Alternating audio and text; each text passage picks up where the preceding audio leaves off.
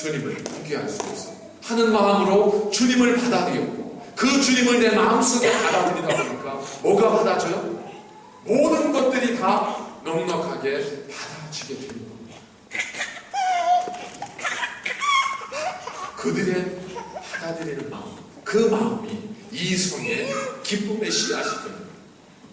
또한 그 말씀을 가지고 복음을 증거할 때 그 성사람들이 어떻게 했어요? 그들이 다 그의 말을 듣고 그의 표적을 보고 그리고 그대로 따르더라. 그들도 어떻게 해요? 그들도 받아들이는 거예요. 처음에는 쉽지 않았겠죠. 처음에는 저것도 우리를 그동안 멸시했던 유대인들 아니야. 저것들이 왜 왔어? 이러면서 거부했겠죠. 수가성 여인이 주님께서 그에게 나에게 물을 달라고 했을 때 첫 마디가 뭐였었죠? 당신은 유대인인데 왜 내게 물을 달라 하십니까? 무슨 얘기예요? 나 같은 천한 사람에게 물을 요청하지 마시면 이 얘기가 아니잖아요. 너 유대인인데 왜 그동안 이렇게 나를 멸시하더니 지금에 와서 물 달라고 하니? 이 얘기입니다. 그런 사마리아인들도 받아들이기 시작해요. 이 그리스도인들이 전한 복음을 받아들이기 시작해요. 그게 어디서부터 시작이 됐어요? 먼저 흩어진 자들이 하나님을 그의 삶으로 받아들이고 그 복음을 그의 삶으로 받아들이고 나니까 뭐가 받아들여져요? 하나님이 내게 주시는 허락하신 삶들이 하나하나씩 받아들여지기 시작하는 겁니다. 다윗은 하나님으로부터 기름 부음 받은 이스라엘 두 번째 왕으로 세워졌습니다. 그가 이스라엘 두 번째 왕으로 머리에 기름 부음을 받은 다음에 그 겪은 고난을 생각해보세요. 그가 자기의 장인 그리고 그 나라의 왕 사울로부터 죽임을 당할 정도로 그 위협에 쫓겨 살았지 않았습니까?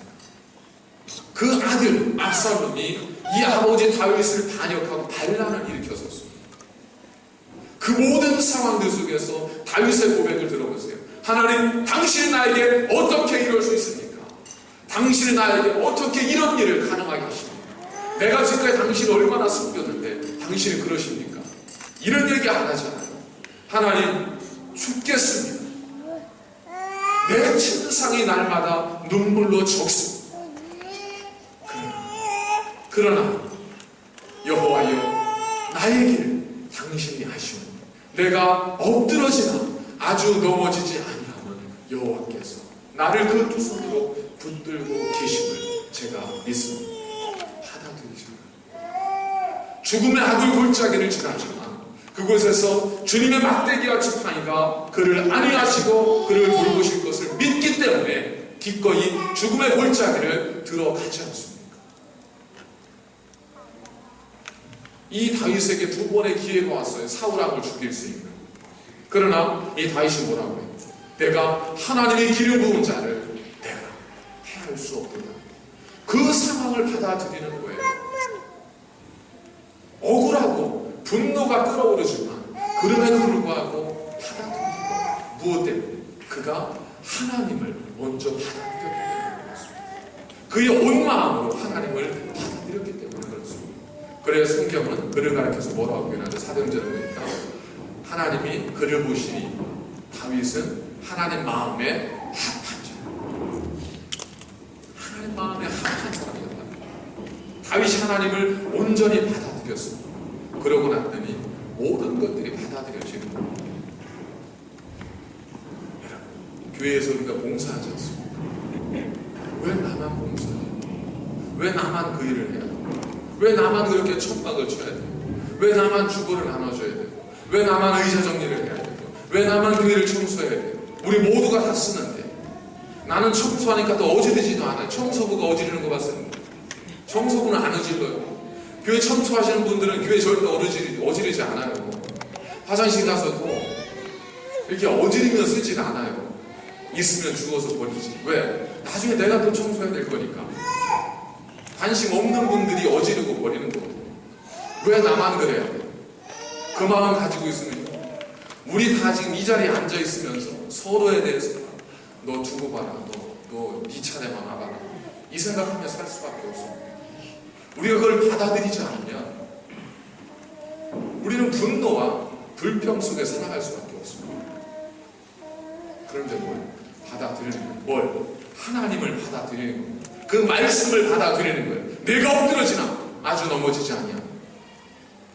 내가 고난과 환난을 당하나 그러나 담대한 하나님을 받아들이니까 모든 상황들까지도 하나씩 하나씩 받아들이게 됩니다. 이 흩어진 사람들이 원망으로 찾아간 것이 아니라 그 삶을 받아들이고 주를 위해 당하는 고난을 기뻐했습니다. 받아들였어요. 현실을 받아들입니다. 그리고 나더니 뭐가 보여? 할 일이 보이는 거예요. 저 사람 주님을 알지 못해요. 가서 전하는 거예요. 전하다 보니까 뭐가 돼요? 그 사람이 주님을 영접하게 해요. 기쁨은 주어지는 것에 있는 것이 아니라 받아들임에 있습니다. 한번 잘 생각해 보십시오. 내가 왜 기쁘지 않아요? 내가 왜 행복하지 않아요? 우리가 무엇인가 받아들이지 않기 때문에 그렇습니다. 내 상황이 마음에 안 드는 거예요. 왜 내가 이 정도 일을 해야 돼? 왜 내가 이 정도밖에 안 돼? 왜 내가 지금 이 정도밖에 하는 일이 없어요? 이것 때문에 불행한 거지 않습니까? 그것이 무엇이 되었든 이것이 하나님이 내게 주신 일이고 내가 작은 일에 충성하면 하나님께서 큰 일도 내게 맡기시리라. 이걸 받아들이면 한 달란트를 받고도 열심히 일할 수 있지만 한 달란트 받은 사람 일하지 않잖아요. 왜 나는 한 달란트만 받아야 돼? 그 얘기는 사실 누가 해요? 5달란트 받은 사람이 해야죠. 왜 나는 이렇게 많이 받아서 고생을 해? 이 얘기를 해야죠. 그러나 그는 받아들여요. 2달란트 받아들여요. 받아들이지 못한 자는 기쁜 삶을 살지를 못합니다. 흩어진 사람들이 자신의 상황을 받아들여서 그들은 기뻐해요. 그들로 인해서 그 삶이 기뻐하게 됐습니다. 두 번째, 기쁨이라는 것은 전해지는 내용에 있는 것이 아니라 전해지는 것 자체에 있다는 것. 기쁨은 전이 되어진다는 것. 기쁨은 여기서 저기로. 마치 예수님께서 성령을 가리켜서 바람이 어디로부터 불며 어디로 가는지 알지 못하는 것처럼 이라고 하신 것처럼 기쁨은 저는 그와 같다고 생각합니다. 자, 그 버려진 마을에 사람들이 찾아왔습니다. 그 버려진 마을에, 저주받은 마을에 어느 순간부터 기쁨이 싹트기 시작했는데 그 기쁨은 무엇과 함께 왔냐면 그 마을에 찾아온 사람들과 함께 기쁨이 시작이 되어졌습니다. 그 사람들은 누구예요? 바로 흩어졌던 사람들이었습니다. 이것이 바로 기독교의 핵심이고 기독교 은혜의 진리입니다. 세상의 다른 종교들은 자력으로 내 힘으로 묵상하고 도를 수행하면 도를 깨달을 수 있다고 생각합니다. 그렇게 말을 합니다. 그러나 기독교는 뭐예요? 그게 아니에요. 기독교는 타력 종교입니다. 내 힘으로는 구원할 수 없다는 거예요. 내 힘으로는 깨달을 수 없다는 거예요. 그래서 성령의 도우심을 구하고 하나님의 도우심이 전적으로 필요하다고 고백하는 것이 기독교입니다. 만약 우리가 기독교, 하나님을 섬기면서 불구하고 나는 내 힘으로 다 할 수 있어라고 말한다면 자리를 잘못 앉으신 거예요. 그 자리는 여기가 아니고 이 자리는 어떤 사람들이에요? 내 힘으로는 아무것도 할 수 없습니다 고백하는 사람들이 모인 자리가 바로 이 기독교 교회 자리입니다. 우리는 전적으로 타력으로 내 힘으로가 아니라 하나님의 힘으로만 할 수 있다고 느끼는 것이 고백하는 것이 그리스도입니다. 우리가 봄, 여름, 가을, 겨울이 있죠. 겨울이 왔어요. 자, 겨울이 왜 왔어요? 6월이 왔기 때문에 겨울이 온 거죠. 아까 말씀드렸죠. 6월은 왜 겨울이에요? 거기는 또 다른 의미가 있잖아요. 지구와 태양과의 고도가 있습니다. 지구에 자전축이 있어서 지구가 이렇게 돌아가 있잖아요. 그렇지 태양은 공전하지 않습니다. 그러면서 생기는 거리, 그리고 그 일조량, 그리고 남극과 북극에 생기는 이 기압, 기단, 적도에 생기는 기압, 이것들이 서로 영향을 끼치면서 적극 이제 극쪽에서 차가운 고기압성 이 차가운 기단이 영향을 끼치게 되면 그 기단이 우리가 사는 땅으로 넘어오게 되면 우리가 추워서 겨울이라고 하는 겁니다. 뜨거운 적도의 바람이 우리에게 불어오면 우리는 그걸 가리켜서 여름이다라고 이야기하는 겁니다. 자, 여름은 6월이기 때문에 여름이 아니고 12월이기 때문에 여름이 아니고 여름은 그 뜨거운 기온, 겨울은 그 차가운 기온이 있기 때문에 여름이고 겨울이 되는 거예요. 우리가 왜 기뻐요? 뭔 일이 주어졌기 때문에. 그것이 아니라 우리에게 기쁨의 기운이 불어와야 한다는 거예요. 그런데 그 기쁨의 기운은 무엇을 통해서? 대부분은 대부분은 우리는 어떤 삶의 조건들, 받아들이는 것들에 있다고 생각하지만 그것이 아니라 기쁨의 조건은 대부분 사람들을 통해서 전이 되어집니다. 그거는 기쁨만이 아니라 모든 것들은 사실 사람들을 통해서 전이 되어질 수밖에 없습니다. 요셉을 보십시오. 그는 노예 신분이었습니다. 근데 요셉이 가는 곳마다 어때요? 사람들이 즐거워하게 되고 기뻐하게 되고 감사하게 돼요. 누구를 변화시켜요? 요셉이 처음에는 가서 자기를 샀던 주인이었던 보디발을 기쁘게 합니다. 그러니까 이 보디발이 요셉만 보고 있으면 즐거운 거예요. 그게 모든 걸 맡겨도 마음에 근심이 안 되는 거예요. 그러다가 어떤 불행 불미스러운 일로 이 요셉이 감옥에 갇히게 됐죠. 그때 요셉은 누구를 기쁘게 해요? 간수를 기쁘게 합니다. 간수를 기쁘게 해요. 그러다가 누구를 기쁘게 해요? 그곳 함께 머물고 있었던 술 맡은 관원, 떡 맡은 관원을 기쁘게 해요. 그러다 마지막에 누구를 기쁘게 해요? 왕을 기쁘게 하죠. 그래서 노예 신분으로 왔던 이 요셉이 나중에 애굽에 뭐가 돼요? 애굽의 총리가 돼요.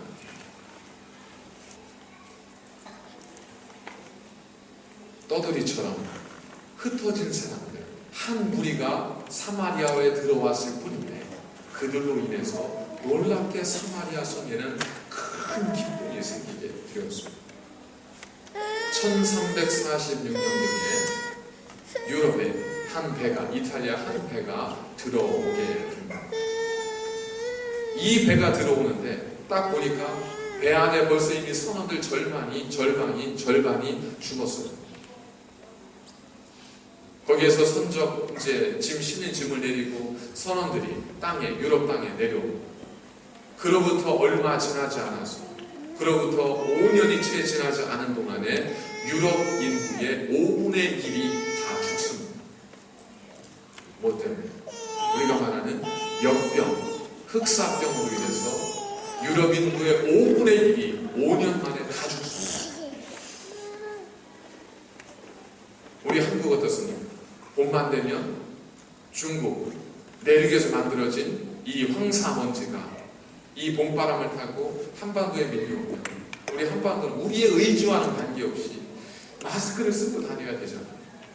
어떠한 구름이, 어떤 기단이 우리 안에 영향을 끼치는가, 이것이 굉장히 중요하다는 거예요. 우리에게는 어떤 기운이, 어떤 바람이 불고 있습니까? 우리에게는 어떤 뜨거움, 어떤 따스함이 담겨진 바람이 우리 안에 불어오고 있습니다. 또 우리는 다른 사람에게 어떤 바람이 불어주고 있습니까? 우리는 누군가에게 영향을 끼치는 존재, 사회적 존재, 이게 뭐라는 거예요? 서로 영향을 주고받는 존재라는 거예요. 그래서 어때요?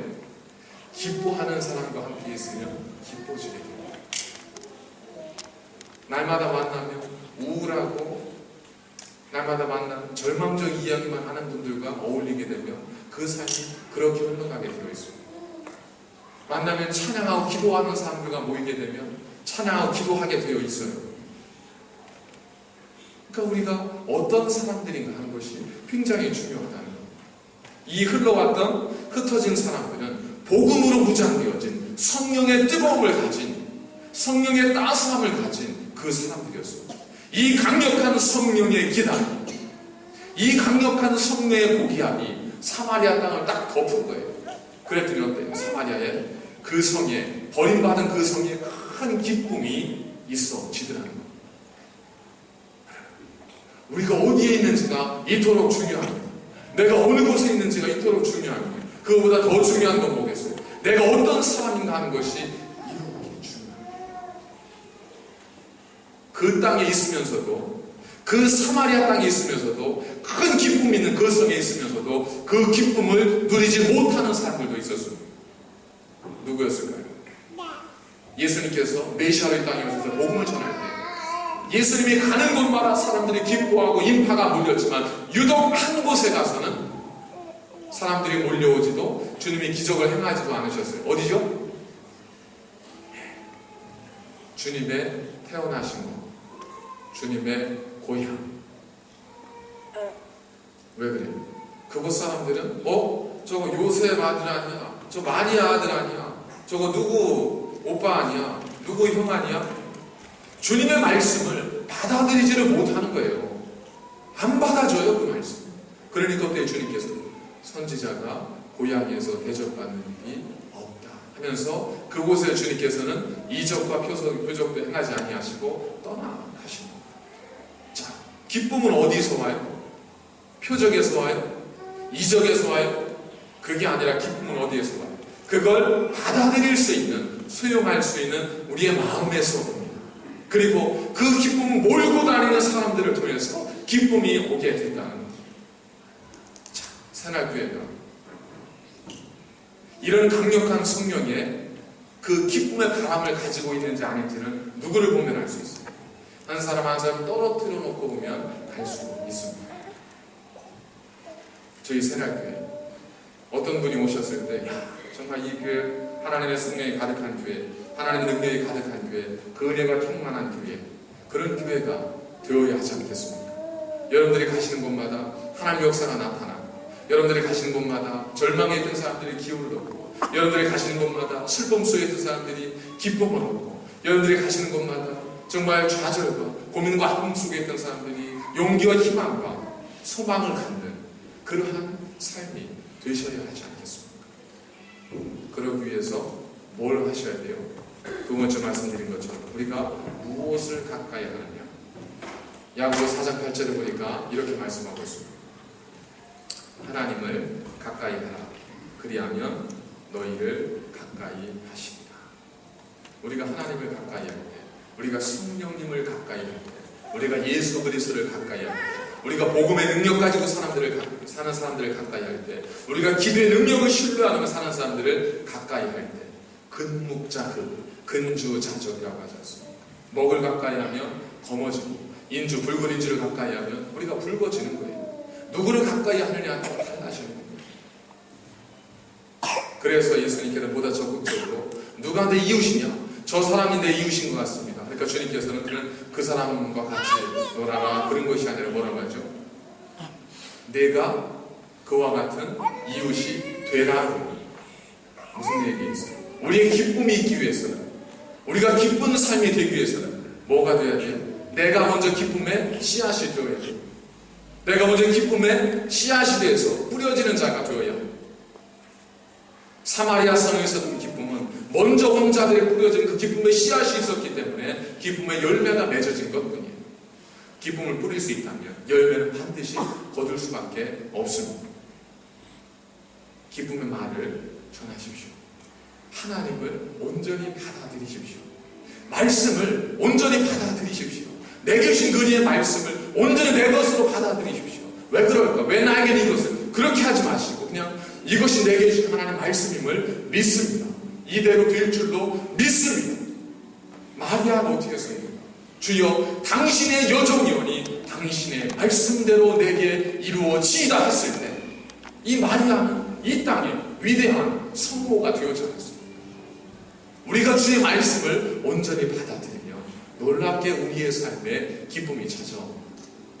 그리고 그 삶에 기쁨으로 씨앗을 뿌리는 곳마다 놀라운 표적과 기쁨의 역사가 나타난다는 것.